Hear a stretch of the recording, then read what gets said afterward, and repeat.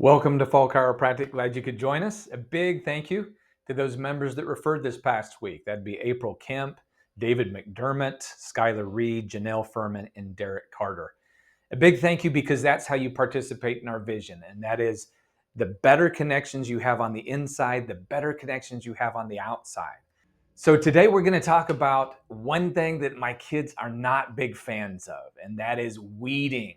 So no matter whether you're watering your garden, whether you're fertilizing your garden, whether you're needing sunshine, no matter what else you need, you always need space within the garden for the plants to grow and thrive. And we're no different.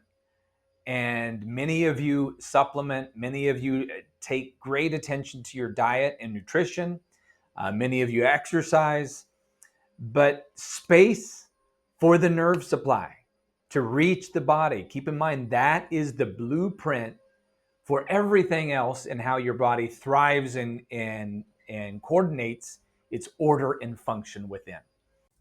So I want to encourage you, no matter how healthy you think you may be, or a friend or family member is, no matter what else you may be doing for your health, how much more would you benefit from all those wise health practices by having full neural connections up and down your spine between your 50 billion brain cells and 70 trillion body cells?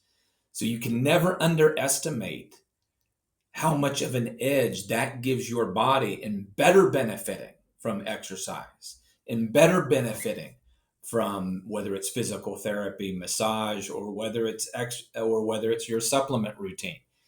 Because the nervous system is the blueprint at the center, and the nervous system never stops being central to every function within your body.